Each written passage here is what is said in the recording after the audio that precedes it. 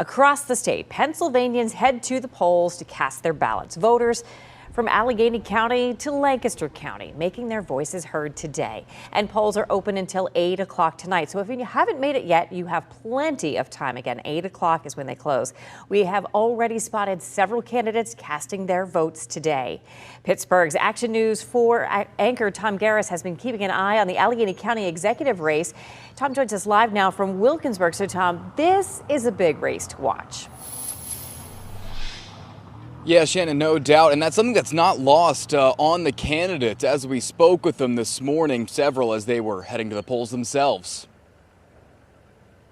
Here's the field of candidates voters are selecting from today to take the county's top job. 6 Democrats vying to take on the lone Republican on the ticket in the general election.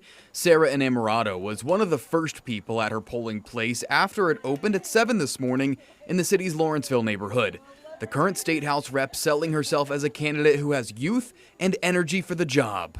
And I'm excited to work together with elected leaders and community leaders and folks all across this county to build an even better, stronger, more equitable and just county for all of us. Michael Lamb voted early as well. The controller for the city of Pittsburgh says this is a race where experience matters. I'm the only person in this race that actually has a record of accomplishment, of actually getting things done. Our goal from the beginning was to get out and talk to voters and deliver a message of experience, competence, ethics, and that's what I've done. And John Weinstein touted his 25 years as the county's treasurer. This morning, he spoke about economic issues facing the area. We need to go out and create opportunity here in our region. We shouldn't be losing 50,000 jobs. We should be gaining jobs every year. And I'm committed to do that and expand our business opportunities. Dave Fawcett voted in Oakmont. The trial attorney has described himself as always having stepped up for the vulnerable. We're feeling great.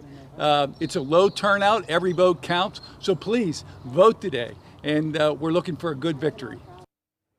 Yeah, and you heard Dave Fawcett say that comment on voter turnout. From what we've seen, things have been pretty slow today. The expected turnout somewhere likely between 20 and 30%. Reporting live in Wilkinsburg, Tom Garris, Pittsburgh's Action News 4. All right, Tom, thanks. Pittsburgh's Action News 4 also catching up with the 2 candidates seeking the Democratic nomination for district attorney in Allegheny County. They include incumbent Stephen Zappala and his opponent Matt Dugan. Pittsburgh's Action News 4 spoke with both about the top issue they're focusing on. Violent crime is definitely up. I've been talking a lot about opportunities to divert low-level offenders out of the criminal justice system. We have a broken system right now. And, you know, to think that anything is going to change in what would be a 7th Zappala term, it just doesn't make sense. Schuman Center. That's nonsense. We'll do something about that very quickly. I think that we've been changing corrections for the last 20 years. We've been recognizing mental health and substance addiction, but that means people don't hit the county jail. So we've taken a lot of people out, we've changed a lot of people's lives.